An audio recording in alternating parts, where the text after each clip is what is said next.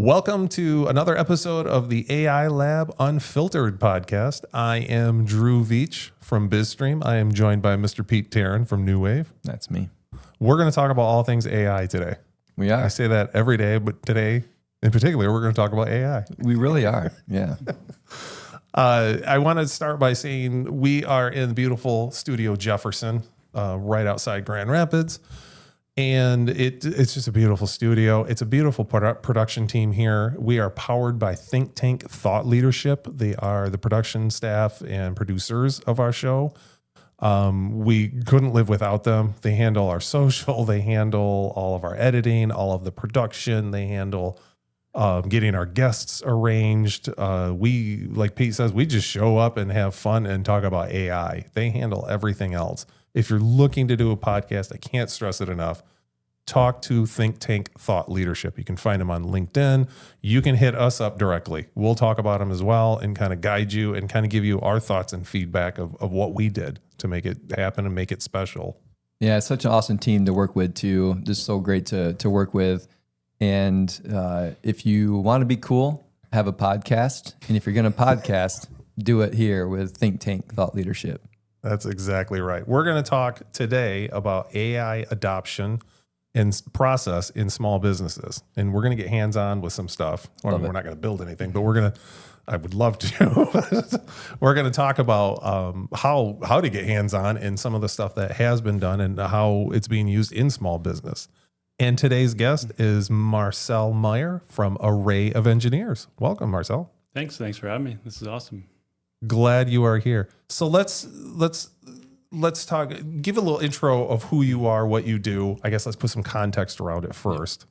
So I'm Marcel. I work at Array of Engineers. We are an engineering company. I was trying to think of how to explain us, but we've been around for about 8 years. We do a lot of hardware design, software design, also automated testing.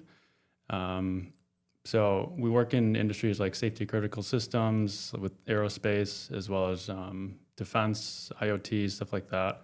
I personally do a lot of web development work. I've worked on IoT projects, some of our automated testing. I also develop an internal app that we use. I guess you could call it an ERP, I think it might be called, but nice. We use it for like budgeting, planning, financial stuff, project management, all kinds of stuff. So that's really helped me explore AI, especially in the terms of software development. So, yeah. That's been a great. Yeah, you guys do a lot of, I guess in my terms, in my layman's terms, a lot of highly scientific projects. Sure. Yeah. You know, I've talked to a couple of people over there, and it's very specific. Yeah, like you said, high security Internet of Things type of devices and like mission critical type pieces. Mm-hmm. It's a very unique company. It's an interesting company on top of it. So you said you built a kind of an ERP system for use internally? Yep. I'm assuming. Yeah. So we started this maybe in 2021. It was really just meant to manage like our inventory. We do some manufacturing of different things, and we like a Google sheet tracking the parts we have in the house. And I was like, we can do this better. I didn't have any really formal web development background. I'm a computer engineer. So more like microcontrollers, things like that. But sure. I really started getting into web development because it was like, this is really fun. We had a project at the time I got to learn on. And I was like, hey, we can build these tools ourselves. Of course, there's maybe always something that you could use off the shelf, but we're really kind of hands-on people. We like to control kind of what we're doing. And that's really ballooned into this tool that we use constantly. A lot of us are using it every day. So it's, it started with that inventory stuff and kind of turned into our project managers are using it every day. Nice. to track like, okay, these people are working these hours, and just the regular engineer in our company will look at it to see what they're planning to work on. We have a duplicate of the Wordle game on there that everyone participates in. So just things like that, we get to have fun and build things ourselves and control everything. So Now, did you stack the deck with Wordle so you win every time?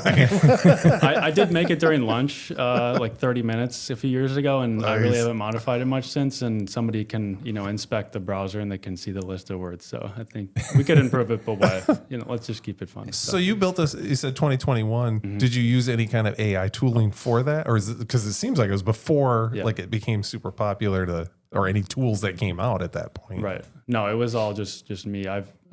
Some other people have worked on it since then, but I've written the majority of the code for it, and it was all just me designing it and working with stakeholders in our company who need to use it and building it out. So I really didn't start any sort of AI assisted development until honestly this past year, and really the last 6 months using Cursor I've really gotten into, and that's been amazing. So Nice. it really has accelerated what we can produce. And, I've written a lot of the code, but I don't really feel like I need to write a lot of the code anymore. I just want to produce something. So I can sit in a room with stakeholders in our company, and you could call it vibe code. I'd prefer to call it something else, I guess, at this point. It's more strategic than that to me now, but we can sit in a room and build features together instead of having a weekly meeting. Okay, I'll come back to you in a week or two, so that's been amazing. Yeah, I'd love to dive into that a little bit more. Yeah. So you mentioned Cursor. Mm-hmm. Can you just describe for the listeners who might not know what that is, kind of what that tool is and how you're using it? Yeah, so Cursor is a fork, I think, of VS Code, Visual Studio Code, which is just an editor where you would write code in. If you don't know anything about coding, it would be like Microsoft Word or something like that, a way to actually write code. So VS Code has these features now, but Cursor has benefits to it that VS Code doesn't have. I think it's better at certain things, like I might be writing some code and it has really powerful auto completion. So like I can just hit tab and it finishes what I'm writing. I don't have to write it all out. So that's a really quick, easy way to speed things up, especially when you write the same kind of code a lot. But now they have these agentic features where I'm really heavy into like having it plan out what I'm going to do. So I have it connected to our task management system where I input like, hey, we have this user story about like I need to add this feature. So I can ask Cursor to pull that user story that I've written out and said like, hey, we need these requirements and things like that. Build a plan for me. So then it'll go and build a plan and I can read through the code it's actually going to write beforehand. This helps that I know the code base super well because I've written most of it. But I can read through and see what it's going to do beforehand to make sure that I agree with it, and usually can go back and forth with it. So I guess maybe I'm skipping a step. You're basically just chatting with it. It's like you're using ChatGPT, but you're inside of your code editor. So your example of writing your Wordle on lunch, not that anybody requested this feature, is probably just something you came up with, right? But if somebody did come to you and say, hey, it'd be really cool if we had our own version of Wordle, it'd be array of engineerdle. I don't know if that we would call it. Could you build that in? Yeah. So you would collect that information, that conversation. One way, actually, I don't know if you do this or not, but you could record that conversation and take a transcript, right? And you could give that transcript to Cursor and say, this is what I want to build. It would do a preliminary build for you that you could go back and review and say, okay, yeah, that's what I said. And then you can make adjustments from there, not by writing actual code, which you could do, but you could just say, no, make the color brown, and it would just go do it without you having to edit the code. Is that fair to say it works like that? Correct, okay. Yeah. And actually what you said about recording a meeting, that is something I'll do. We had one of our teammates wanted to improve one of our processes for tracking something with some of our production. And again, we had like a Google Sheet that had a bunch of information. He's like, hey, we can do this better. Let's get it into the portal. That's what we call our web application, just the portal. So I was able to just have a meeting with him, talk about the requirements. I took that transcript, dumped it into Cursor along with some other just basic info I had, built me a plan. I had him a working prototype in like a week, and that's on top of working on other things, right? In the past, that might have taken, I don't know, a few weeks for me to do it at least, and I honestly had something working within a day or two of using Cursor. So how much are you guys recording meetings and stuff at BizStream? Is that something you guys have widely adopted yet? Pretty much every meeting. Okay. We have the G Suite, Google. So we use Gemini, which because we use Google Meet. Yep. It's easy just to go click and there it goes. It'll transcribe it. It'll record. It'll do whatever you want. Or we'll use, some of us have a subscription to, oh gosh, what is it? There's not Otter. all Is it kinds Otter of- AI? Yep. There's Otter. Yeah, there's Otter AI, and then there's other programs that are Otter something that we use too. But for meetings, Otter AI, I got a subscription to that. That does a really good job too. That's more just the transcribing and the transcription of it, not necessarily the meeting recording itself. But for me, I do it for every meeting now. It's awesome. Even internal meetings, I do it. It does such a good job. So many times you get distracted in a meeting because somebody's saying something and you're furiously Exactly. writing down the notes. Wait, and what'd you say? Yeah. Like, sorry, I was writing something down.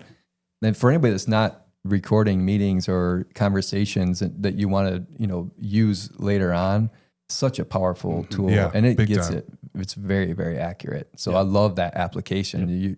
And you guys, when you're talking to a client about what they want to have built, you don't have to go back and, I can't even read my own writing sometimes. Right. And you have that great transcript and you just feed it right in and it will build something based off of just that transcript. Now, I wouldn't even call it a drawback. I would say the only, in addition to that I do, is I'll typically have either a notepad and a pen, or I'll have just literally my notepad app open on my computer to jot down just some key points if they're running through stuff, because obviously it's recording on the background. Yep.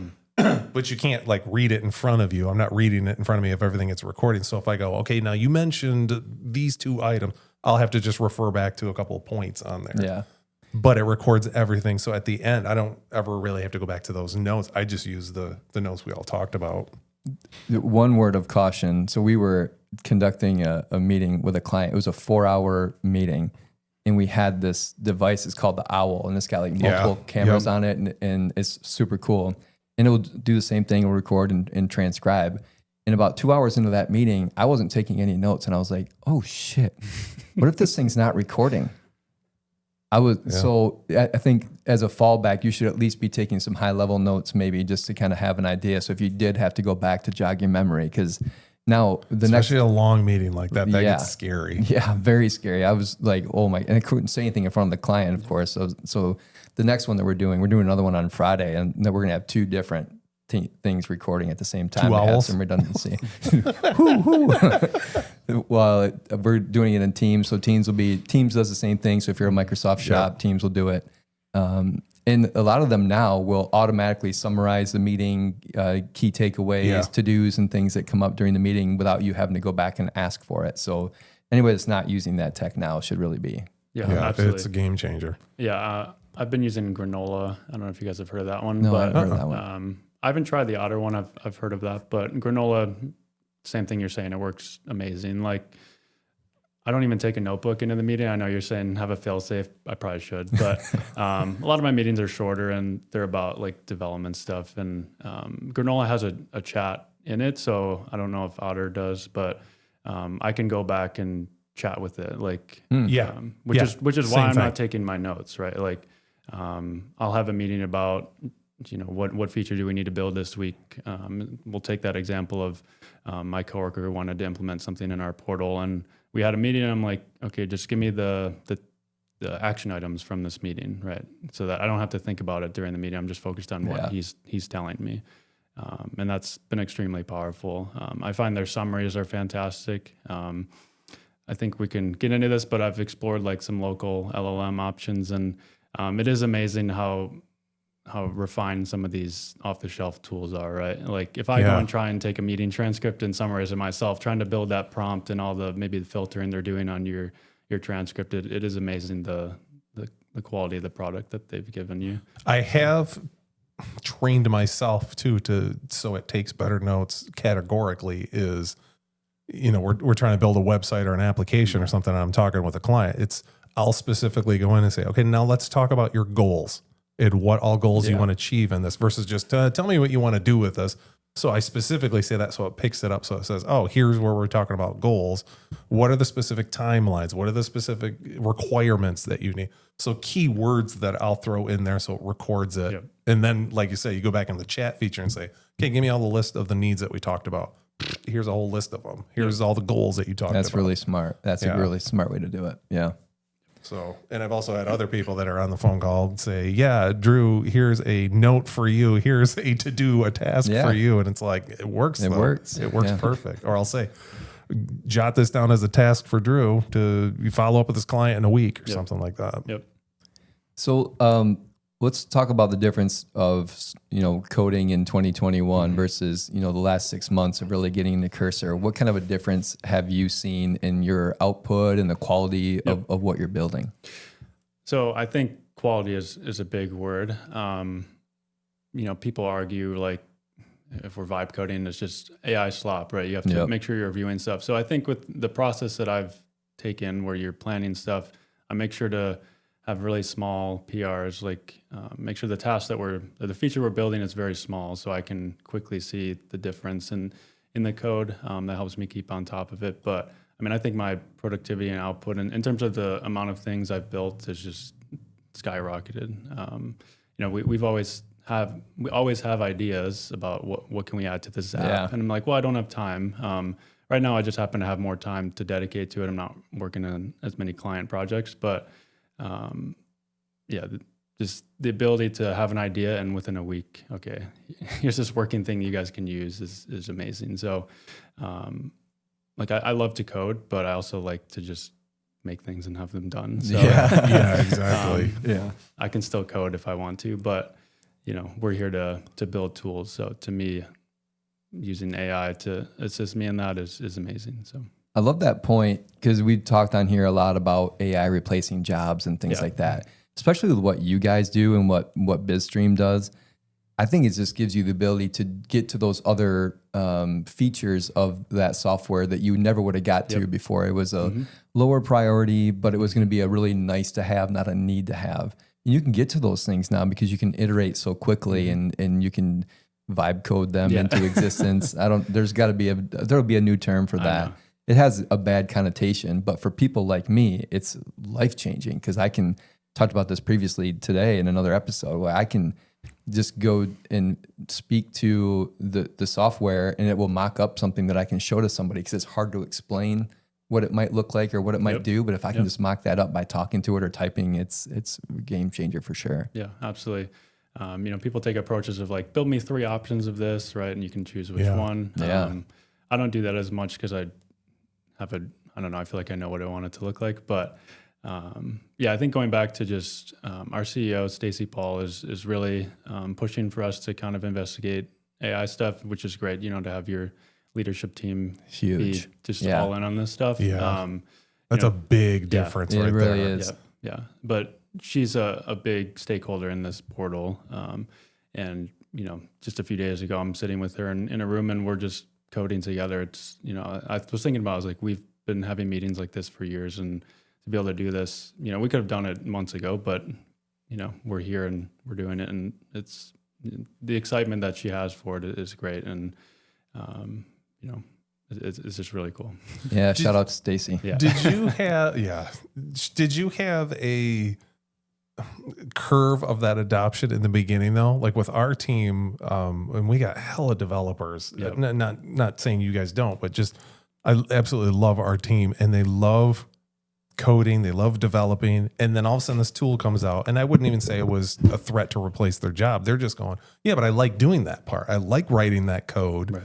And it took a while for them to go, oh, but I get this isn't going to completely replace all the fun stuff I do. It's going to enhance what I do. Yes, there's going to be a lot more review of code, but I can still, like you said, I can still fill in those gaps. I can still code where I need to code in there. It just gets my product done. It was almost a change of focus of it's not the journey, it's the end product that we're after. And if we can do that faster, it almost shifted where that pride goes.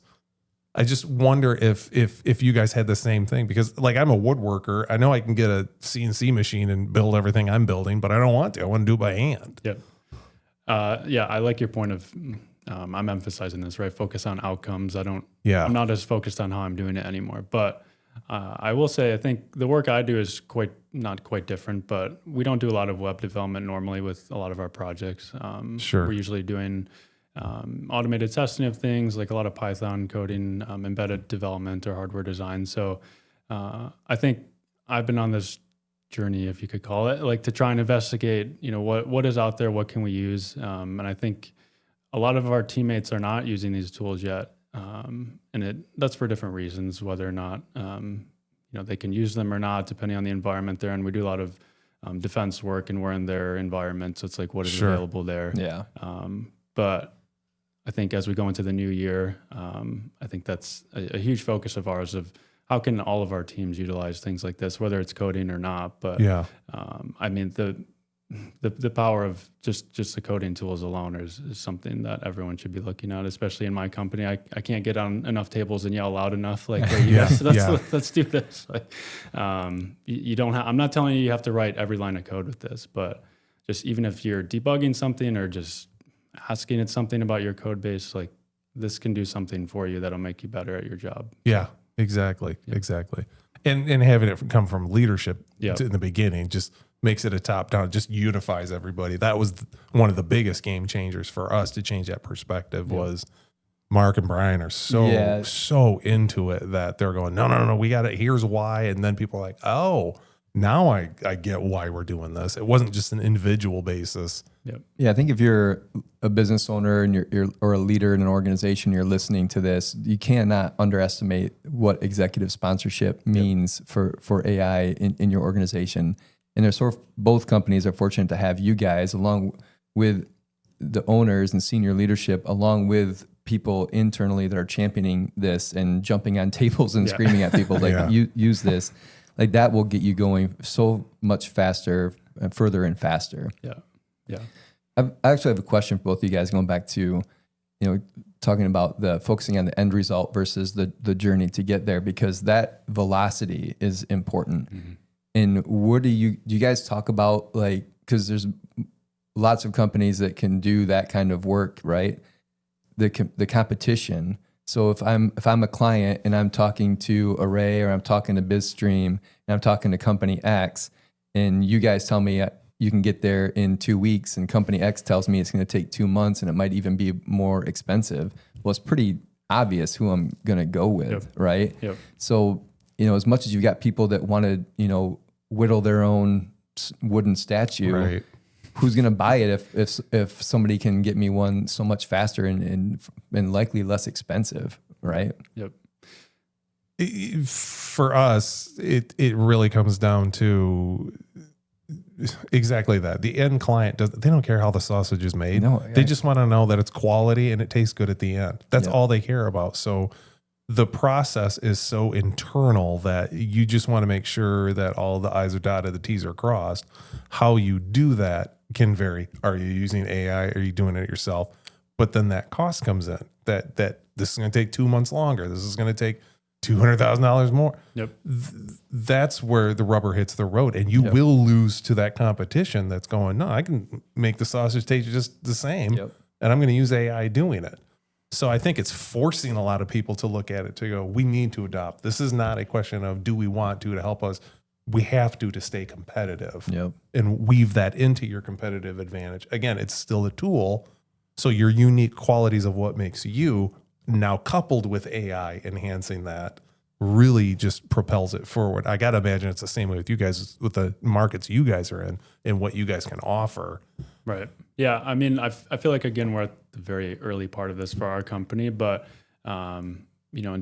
let's take aerospace, for example. That's a number of our projects are in the aerospace world. And we're looking at one for next year and we're evaluating, how can we use AI to speed us up? We have one of my teammates is working on prototyping some stuff to take some of the requirements and just make them, the requirements are like images, right, of like these logic diagrams. Yeah. And that's a perfect use case for AI, right? And how can we translate that to something that we can build test cases faster with? And there's a lot of things that have to do with the requirements that I'm not up to speed on, but I know that we're actively seeking, like, how can we do this work quicker? How can we deliver this faster, right? I think a lot of people might think, well, aerospace and AI, those things shouldn't go together. I shouldn't have a plane built by AI or something like that. Right. But there's definitely ways you can do it. So we're looking at it there. I think anytime we're going to approach a new project, we're going to think about how can we use AI to make us better at this and faster. So, well, if AI is going to be piloting all the planes in the future, you might as well have it building it too. I would say that's scary, but we keep talking about the doctor AI thing, and now that has the results are better now with AI, and in some cases, I wouldn't say all cases yet. So I don't know. Is AI going to be more accurate? I don't know.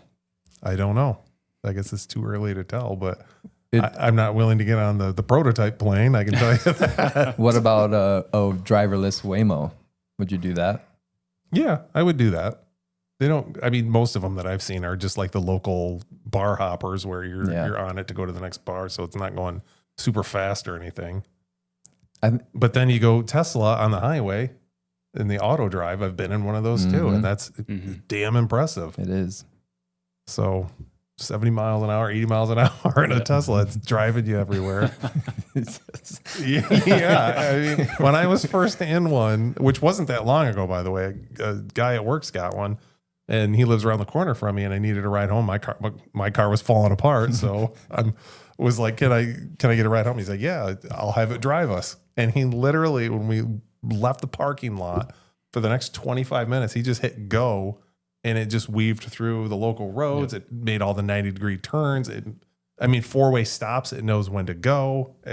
It was impressive. It was scary, but it was impressive at first. But by the time I got to my house, I was used to it. You know, that it wasn't as scary. It was just more impressive than anything. I feel like flying is even easier. You're not going to run into anything up there, right? There's no four-way stops. Well, the ground comes up awfully quick if something goes wrong.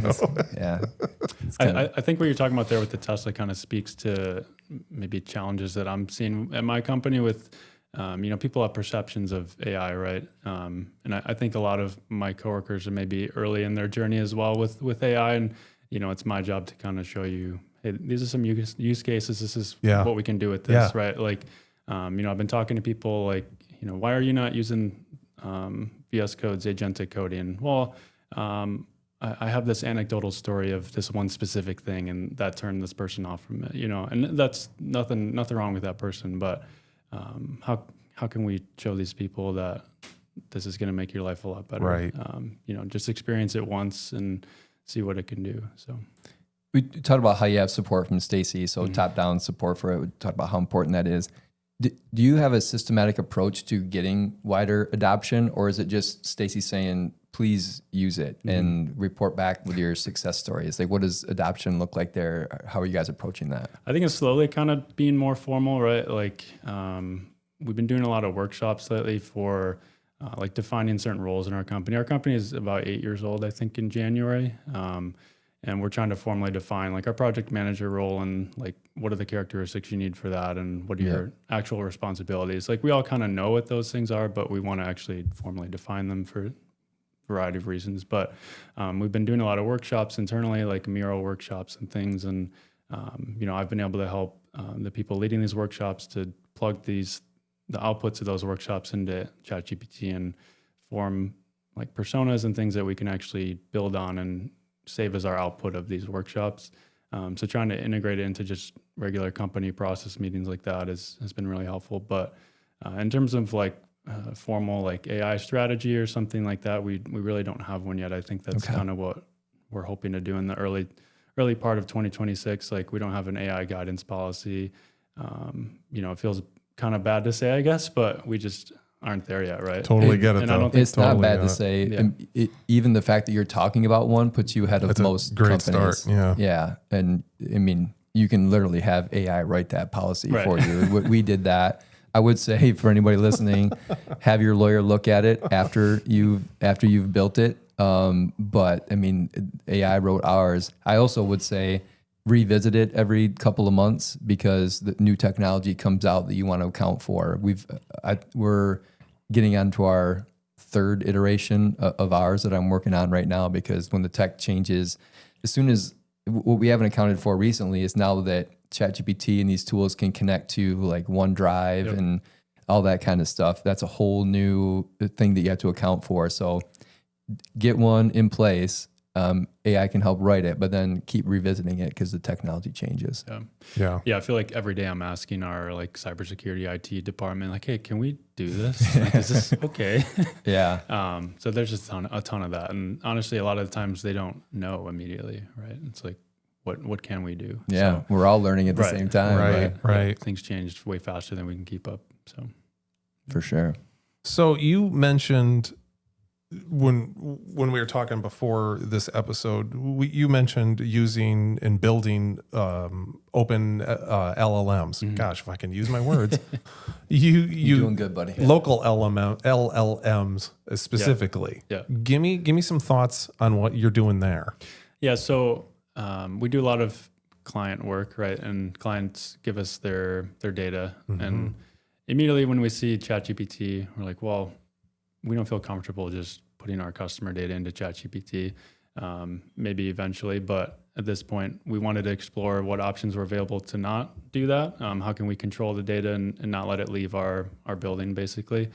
So I started investigating, what's available there. Turns out there's a lot of open source LLMs that you can download just right on your computer. A tool I use is Ollama, which basically you can download the model to your computer and it runs a server on your computer that makes it available for, they have different interfaces. There's one called Open Web UI that you can basically connect directly to it and it runs in your browser. It's exactly like ChatGPT pretty much. But it's also available for like any Python applications we want to write. There's an API available. So we've written some applications to try and test what that can do for us. So I've done something with our project data. So every week, our project managers have to review, like, how was your project going last week, right? So with our portal, I built some API endpoints that this Python app can hit and pull data from our weekly report from last week for each project, and then use our local LLM to summarize that data and build just a summary of each one, which has been helpful. I think that takes a lot of refinement, right? One thing I've kind of experienced is there's so many things I want to try, and people talk about like quick wins, right? I've heard that a million times. Honestly, kind of sick of hearing about quick wins. I think that's great, but what do we do after our quick win, right? So like I have a quick win by making a summary of my project report that my project manager is kind of happy with. It looks good, but is that actually useful long term? Maybe not. I'm going to need to spend quite a bit more time on it to make it actually useful. So I think that's kind of something we've been hitting, right? Like, we do these things and we see this quick output, but what do we do after that? So I think that's kind of a long tangent from where you started, but I think the local LLMs have been really, really excellent in just how easy they are to use. I was extremely surprised. Okay, I just have to download a model and it just runs the API immediately. Like, as a developer, that's amazing. Like, I don't need to even know what an LLM is. I can just type Ollama pull this model and it just pulls the whole model down. So actually last week we got a Mac Studio, which is just a beefier version of a MacBook, basically, to run some of these higher power models. Like OpenAI has a 120 billion parameter model, which is still much smaller than using ChatGPT, but for something you can run locally in your office, that is fantastic. So we wanted to explore what we can do with that, and so far it's been great. So that Open Web UI, we haven't set it up yet, but we'd be able to run that on the Mac Studio as a server, and people in our office can, on our local network, connect to it and basically use it as ChatGPT. Of course, you still want to use ChatGPT for certain things, but if you want to have customer data and upload maybe a customer document, you can do it on here, and that's all within our control, basically. So if you haven't looked into Ollama or open source LLMs, I would highly recommend that, especially in the enterprise world. Especially for security, like you're saying. Yeah. Like, you guys are dealing with some like space shuttle shit. So you can't put that out there. Yeah. I mean, you're going to violate a ton of agreements. Yeah. So to have still be able to use AI, but use it in a very secure way, that just completely makes sense. Yep. Versus stuff like Pete and I do. We'll just throw it all in there. Yeah. Here's my social security number, stuff. my credit card number, my driver's license. All of Drew's therapy runs through. Oh yeah, it really does. So there's all kinds of it really does. salacious stuff. Feel free, everybody have at it. Also, I'll mention that open source models are certainly behind. Of course, it's not going to be the same performance as ChatGPT 5.2 or Gemini 3. But even I think a few days ago, NVIDIA released their open source, their first open source model, Nemotron. I have it on my computer. I'm trying to make sure I say it right. But so that's super exciting to see a company of that nature release something open source that people can view. I think they released all of the data it was trained on, so you can see that, and that's all open source as well. So big fan of that. It had been a while since we'd seen domestic companies release open source models, and people think about DeepSeek from China when they think about open models, and people are hesitant to use it because it comes from China, and they're worried about spyware and all that, which is kind of impossible to do if you're running it locally. Like you control. It's local. It's not sending things back to Chinese government or anything like that. But now I think Google yesterday or today may have just released something open model wise, or was it OpenAI? It was something after. I'll have to look immediately after this. Yeah. So there's just this week, and all these companies do this, right? It's say, can you if somebody drops something, somebody's always got something waiting in the wings that they can drop, and so they take their media time away from them. But yeah, it's like these, I'll compare it to maybe like a video game or something. Like you would have these yearly cycles, right, of things you release. So the iPhone's a better example, but now our release cycles are 3 weeks or something. It's like, this is the best model that's ever been shown. I'm like, it is. It's great. It's amazing. But this happened like 3 weeks ago. Just wait. Yeah. We talked about this in another episode of, people are hesitant to choose a model. Do I go with Google Gemini? Do I go with OpenAI and ChatGPT? Or do I go with Claude from Anthropic? If you just stick to a model, it'll have all the stuff that the other models have eventually. It was just within the last couple of days, ChatGPT released a new image model that is supposed to be outperforming the previous Clubhouse leader that was the Nano Banana model from Google. So, because I was leaving ChatGPT, not leaving it, I was still using it. But if I needed image generation, I would then go to Gemini and do that there because it was so much better. Well, now I don't have to leave ChatGPT to create awesome images. So just stick with a model; they'll have all the same stuff. Yeah, so you can build your memes. my memes. Yeah, I mean, outside of the amazing things AI can do, that image generation is really fun. I think when Nano Banana came out, the Pro version a few weeks ago or a month now, whatever. I could spend hours doing that stuff. It's incredible. Turn me into Lego. I did that with my fiance, and I took our engagement pictures and we put them in there, and we're like, nice. That's what I look like. My hair looks like that. Turn me into a Sith Lord. And Which is funny because someone at work told me we have all this technology. We could use it to solve world hunger. We could solve so many like homeless crises. Instead, we do it to build memes. And it's good at it. And I'm like, isn't that the fun part? Yeah, that'll burn some tokens too. Yeah, well, you get lost in that. So so you talked about 2026 being, kind of that forward outlook, and how you think you'll be maybe getting more adoption across. So where do you see this going as far as what you guys are doing with it? And are there other plans for maybe building other internal products or anything that you guys are working on? Because business owners that are listening to this say, okay, cool, they've kind of built this ERP thing. That's awesome. Yep. Are there other areas of the business that you're building internally using AI to iterate quickly for different departments? So right now, I think I already touched on it, was that kind of requirements parser for one of our projects. That might not be the best way to explain it, but that's really the only other area right now. Okay.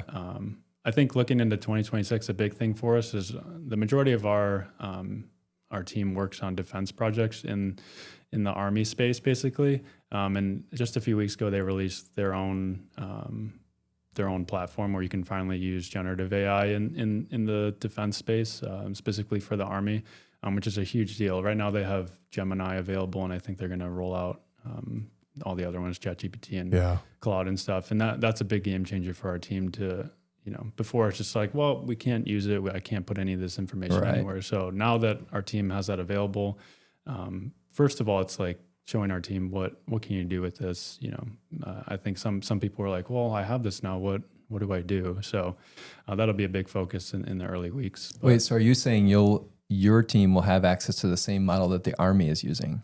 so like we're contracted by the Army or Yep. through this whole network, whatever. And we have like Army computers, so we're in their network.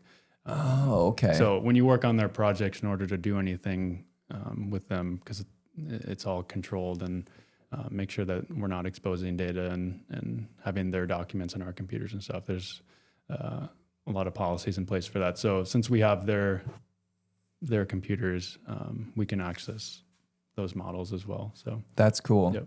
So now I have a request. I just need you to hack that thing and I need to know if we're reverse engineering spacecraft. I just need to know. Oh, I'd be interested in that one too. Yeah. I'll second that. I won't one. tell anybody. Just do a quick check for me and Okay. Come on, report Marcel. back. You Yeah. got some people. Come on. Let's make it happen. we follow the rules. Okay. Yeah. Sure we do. Wink, wink. Yep. Yeah. I mean, when it came out, because I think, I Googled it and there was like a press release from like Pete Hegseth or something about it. And, I'm thinking about it like, wow, we get to use this in our meetings now and stuff like that. And other people are like, they're going to build bombs with this. I'm like, I'm worried about how it affects our day to day. Yeah. So it's interesting to see that perspective. But We've already built pretty good bombs. I mean, let's just build bigger ones, I guess.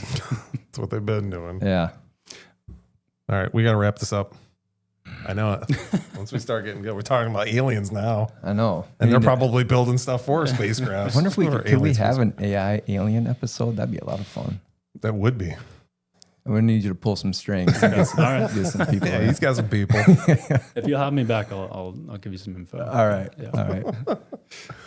Well, thank you for being on our show, Marcel. This has been cool talking with you. Tell our folks, our viewers, where they can find you. On LinkedIn, I think I listened to a bunch of episodes of your podcast, and everybody says to find you on LinkedIn, so Yeah. I'll go with that. You can also find us at arrayofengineers.com if you're interested in working with us, or check us out on LinkedIn. We're pretty active there. So again, I'm Marcel Meyer. Reach out to me if you have anything you want to talk about, a llama, anything like that. So Awesome. Cool. Thanks for being on, man. cool. Yeah. Thank you. Fun Thanks for having me. conversation. Thanks a lot. If you like today's episode, hit the like and subscribe button and leave us a comment on your thoughts of today's topic and what else you want to see. And if Thanks, you know anything about aliens or spacecraft, Yes. please reach out. Thanks, everybody.